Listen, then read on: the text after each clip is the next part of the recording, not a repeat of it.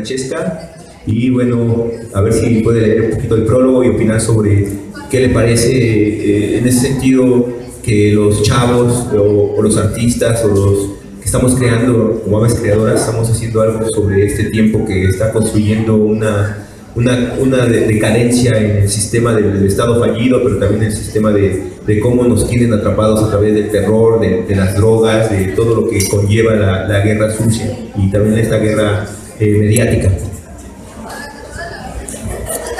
Gracias. Bueno, creo que haber visto la película de Francisco, que es además tan fuertemente sincera, porque es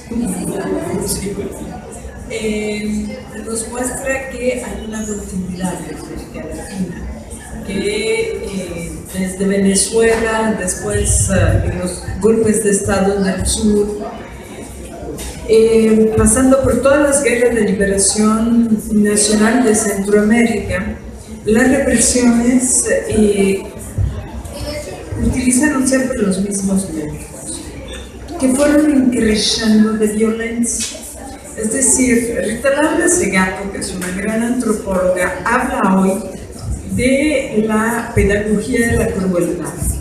Y ella dice que tenemos todo un sistema que hace que nosotros normalicemos de alguna manera la muerte. Por lo tanto, para sentir escarmiento, sentir miedo, necesitamos recibir un mensaje cada vez más violento. Entonces pasamos de la desaparición a el encuentro del cuerpo torturado, a el asesinato, a no sé qué, y terminamos, bueno, que al día después del secuestro, seguramente tortura, desaparición de los estudiantes de la Escuela Normal Isidro Burgos de Ayotzinapa, uno de ellos apareció torturado hasta la muerte por el rostro descalificado.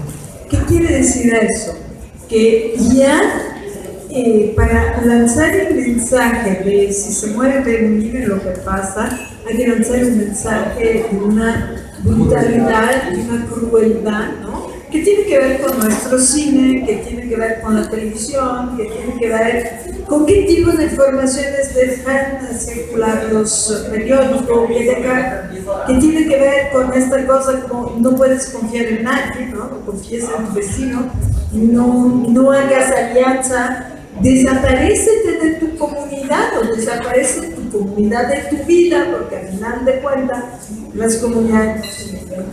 Y es un poco el contrario, los compañeros fotógrafos, los escritores, las personas de teatro, las artistas visuales, han en cambio salido a la calle, han publicado libros, han hecho una serie de actividades por las cuales hoy, a los 14 meses de la desaparición bueno, en realidad los 14 meses de que el ejército, la policía local y la policía federal dispararan en una forma indiscriminada sobre varios camiones donde viajaban niños, donde subían los estudiantes, bueno, porque es una tradición de que los estudiantes sin dinero se toman los camiones de segunda clase que van por caminos rurales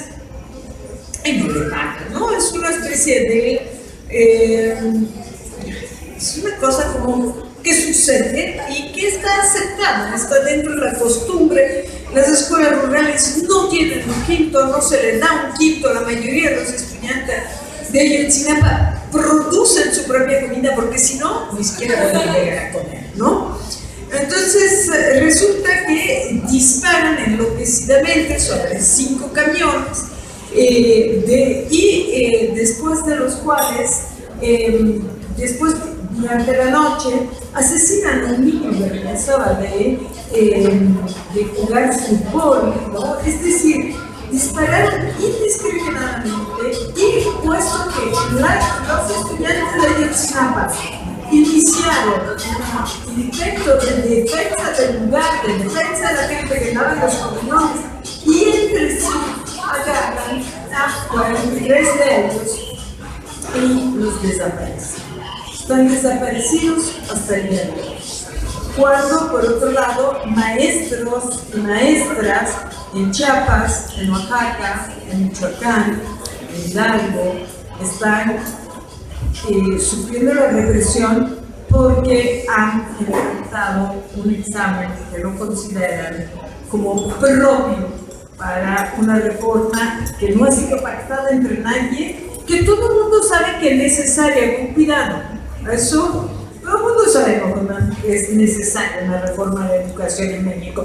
Pero la primaria, que es una de las peores del mundo, ¿sí? Pero no se dice, esa reforma se debe hacer con las y los maestros a los que se les ha quitado formación, a los que no se les permite poner en práctica sistemas de aprendizaje, a los que se les ha quitado de las normales.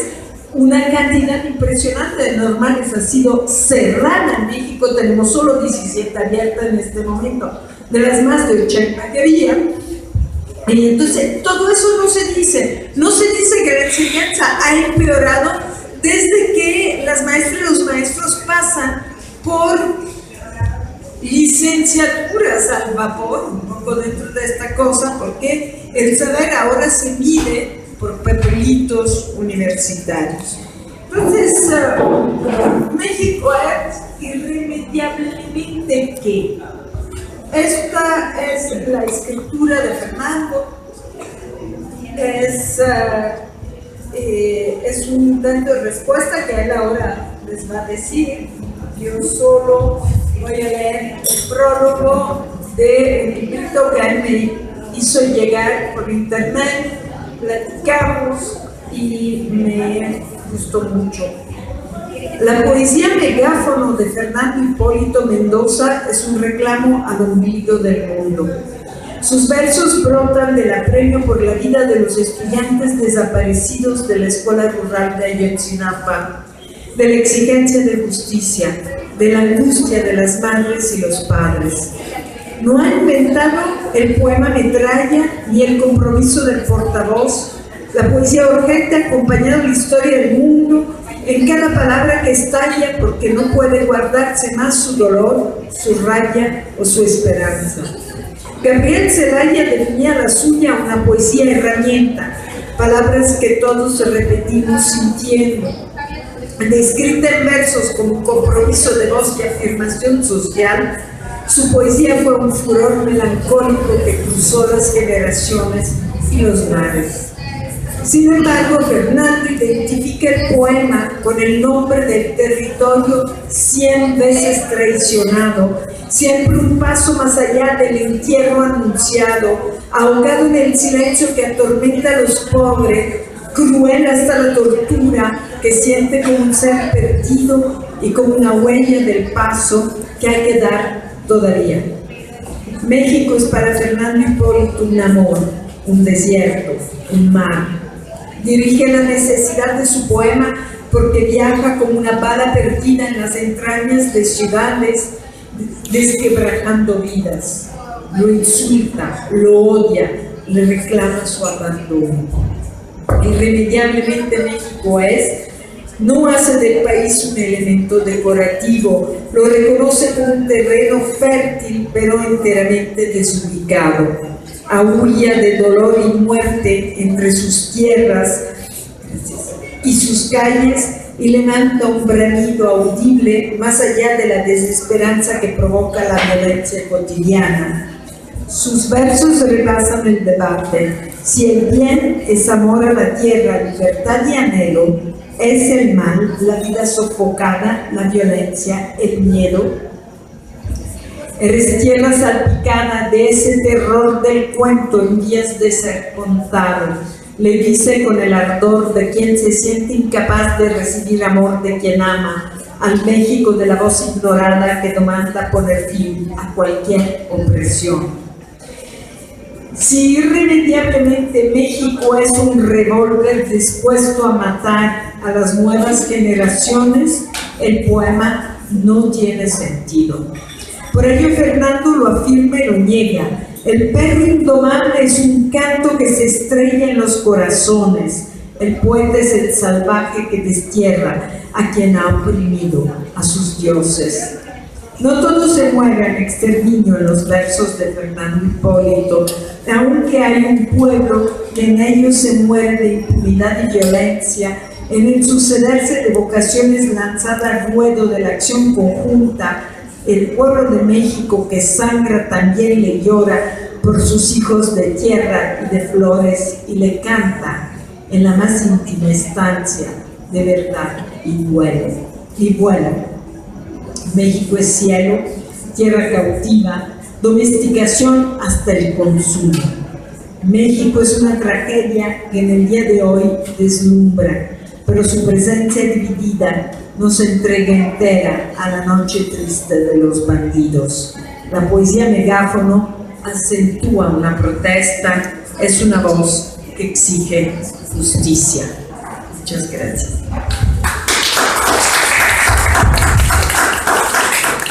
Bueno, yo les voy a comentar la entrada del libro, la página 3, lo voy a leer y después voy a saltar a otra. Creo que no tengo que leerles mucho porque ustedes saben lo que se siente escribir o pintar o hacer un documental sobre estos temas tan graves, pero que sí hay esa conciencia, ¿no? Desde adentro, desde el mar que tengo adentro. Irremediablemente, México es una casa de empeños, un perro indomable, una tierra ensangrentada que le llora a sus 43 desaparecidos. Es un país de mano de obra barata, de minerales hipotecados. Es un suelo 100 veces traicionado. Es un latente malestar que se empeña a seguir presa de su propio destino. Es un ser dopado y místico, ardiendo en el frenesí del calor de las muertes y las desapariciones, de un estado fallido que expulsa dolor y miedo y que apunta irremediablemente a la tortura y a la destrucción de su gente, en sus hábitos de maquiamuerte y de esas prácticas de genocidio. Es una cueva y un delirio, nos llama un país subyugado que va refugiándose en una asfixiante mancha de sangre que estalla de dolor y de luto, siendo solo ese ser salvaje que es presa de este sistema. México es un tráfico más subordinado al despido constante de trabajadores en fábricas, oficinas, compañías privatizadoras y televisoras, donde la palabra queda sujeta a un porvenir de verdades borrosas. México es un luto sumergido, hiriente que sale de sí y de esa forma que lo somete a ser una víctima más. Pero esa contracorriente de las aguas negras del capitalismo, esa lucha social que emerge de la solidaridad y sale por las calles en pro de los trabajadores, los campesinos, los maestros y los estudiantes e individuos desaparecidos. Pero es esa voz de conciencia que nos habla desde el fondo del país del istmo y del pueblo de la abundancia y nos dice con rabia y con dolor: si vivos se los llevaron, vivos los queremos. Ahora me voy a la 17 porque no todo es tragedia. Creo que a todos nos duele este México y este México también tiene una esperanza, una paloma de paz. Página 17, México. Usted es un campo minado al exterminio, un caso perdido y abierto. Es un túnel de ásperas soledades y de crudas realidades, donde nadie sale vivo, donde casi todos se recrean ante el temor, la histeria y la mancha de violencia que reina entre tus tierras y tus calles. Gigantes han de ser los huéspedes que lo habitan, los amantes que lo aman, las madres y los padres que aún esperan a sus hijos desaparecidos. Somos un país sufrido y misterioso, encantado de una alegría enmascarada y frágil, sustancia que nos hace vernos en el fondo del alma de tierra, que hoy se viste de lloronas y de llorones, que estos que aún te crían bajo tus montañas y tus gente. Sigue un pueblo consumido en ciudades que te pintan en una acuarela de colores que se escarpan en el horizonte, quebrantando de tus tierras gloriosas y fértiles. Te aman y te siguen fieles tus peregrinos. Bueno, estos es como los dos poemas que yo les quería leer, porque es como primero una forma cruel de describir lo que siente la tierra, el mar, las montañas, nuestro espíritu, que también viene de ese devenir que fuimos parte de la tierra o parte de las flores, ¿no? En una tierra de lloronas y de llorones. y que aún se debate hoy esta guerra que sufre el Estado mexicano o la nación o el pueblo, ¿no? Y bueno, a mí me gustaría como hacer como una pausa para desde adentro sentir cómo todo lo que se ha construido, ¿no? en este México que es parte también de una cotidianidad doméstica, una cotidianidad televisiva, una cotidianidad donde el terror es lo que hemos construido. Ahora los héroes ya son los líderes de los cárteles, ¿no? Y parece que están en esta pedagogía de la violencia o del terror. Creo que estamos todavía en esa cueva, ¿no? Esa cueva que nos hace, que les hace ganancia a los que nos dominan, ¿no? A los principados, a comerciales y también políticos. Y bueno, le paso la palabra aquí a Francisco Elías.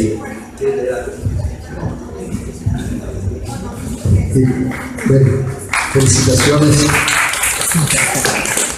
No, bueno, básicamente decir que muy agradecido por compartir este espacio, compartir esas palabras y esa sensibilidad en relación a lo que se está viviendo, lo que está viviendo México. México siendo así una referencia para nosotros en Latinoamérica desde todo punto de vista. Yo me acuerdo de mis padres que en mi hogar pues había muchos elementos propios de México y se hablaba mucho de México. Los maestros de ellos vinieron a estudiar a la escuela de antropología, empezaron a darle continuidad a la antropología crítica porque la antropología nació como una forma también de dominación, ¿sí? El Instituto Lingüístico de Verano y todos esos antecedentes. Entonces, bueno, había que tener una visión crítica y asociarse a corrientes de pensamiento que estaban tratando de hacer una defensa de esos paradigmas de lucha social, de la recuperación histórica de la memoria de los pueblos originarios y de todas esas cosas que la antropología crítica nos devolvió como legado.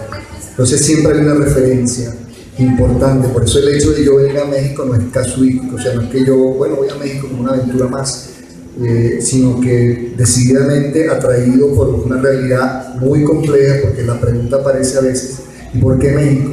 Entonces, pues México es rico en proceso social, hay cosas inéditas que no se han hecho en otras partes del mundo. Bueno, lo de los compañeros allá en Chiapas es realmente algo, porque es algo que nos impactó y que atrajo la mirada del mundo. Y bueno, frente a eso, esa realidad que describe Fernando, tan difícil, tan cruel y que nos duele a todos, independientemente hayamos nacido aquí o en cualquier otra parte del mundo. Entonces, agradezco compartir este momento en función de intercambio de esas visiones y esas realidades, ¿no? También las palabras de la maestra muy interesantes en relación a cómo describe de su percepción las palabras o los versos de Fernando. Bueno, estamos haciendo ¿Cómo ves tus experiencias en la presentación de tu libro? Bueno, creo que fue muy importante el haber estado aquí en la Casa de la Memoria Indómita. Como ves, creo que acudió gente, pero lo más importante es dar a conocer un testimonio que es una voz de poesía que habla de este México que hemos construido y que también ha sido parte de un estado violento, un estado genocida, en el cual ha sido parte del exterminio que también ha vivido América Latina, Centroamérica, el Caribe desde los 60s y también en el tiempo de los golpes los golpes de estado que ha vivido América Latina. También México ha tenido esa cicatriz desde el 68, pero antes también existen desaparecidos, existen 500 años y más pidiendo perdón, pero también estando en ese colonialismo. Entonces hay una pugna por ir en contra de todo este dominio, de esas aguas negras del capitalismo, pero de un capitalismo salvaje que hoy es parte de los estados con gobiernos cívicos militares que encuentran en este encadenamiento a un pueblo que subyace y que todavía le canta a sus flores, a sus hijos desaparecidos, a toda esa constancia de una paz que todavía no llega. ¿Dónde quedaron los guerreros águilas, tigres, jaguares? Y creo que fue importante el haber estado en esta interacción en esa analogía con Francisco Elías Prada, que es un gran documentalista, es un gran fotógrafo, y también en el paralelismo que él vive con la guerra sucia que marcha en Venezuela, con su mamá que fue desaparecida en la lucha, y luego habla también de este libro, segundo libro de poesía, que habla irremediablemente México es una casa de empeños, un perro indomable, una tierra ensangrentada que le llora a sus 43 desaparecidos, pero que también es un gigante por los que los habitan, por los que les dan de comer, por los que subyacen, por los que siembran la tierra, o labran, o trabajan. Hay un encanto ahí, un misticismo, pero fue importante porque dimos testimonio a los 43 desaparecidos, 43, pero dentro de esos 43 está todo un México, también todo un continente que ha sufrido violencia, que ha sufrido secuestros, desapariciones, torturas, y creo que es muy importante que la Casa de la Memoria Indómita nos abriera las puertas para generar este compromiso de poético, filosófico, trascendental y también documental, en imágenes. Entonces, creo que se cumple la voz de los que piden justicia, y la maestra Francesca le agradezco porque nos hizo el prólogo, porque estuvo aquí, a los encargados de Casa de la Memoria Indómita y a todos mis amigos.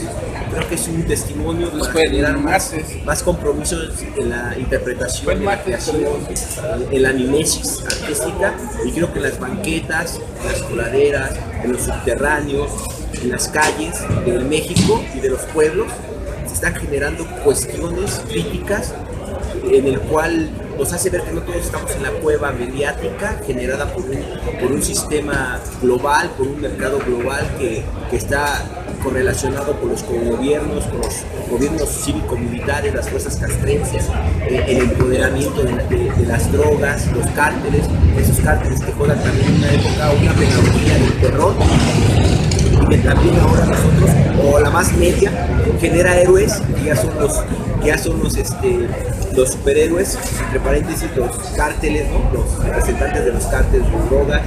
Pues debemos de no consumir tanta violencia y generar una conciencia. Entonces, si vivos se los llevaron, vivos los queremos, ¿no? Es esa voz que reclama justicia y poemario, pero que también habla de esos 500 años de este México que trasciende desde la conquista, las guerras unidas, todo el empoderamiento de la violencia y la tiranía. Eso es lo que yo traté de hacer, y me siento muy bien por eso, porque estoy dando un testimonio. Ok, gracias.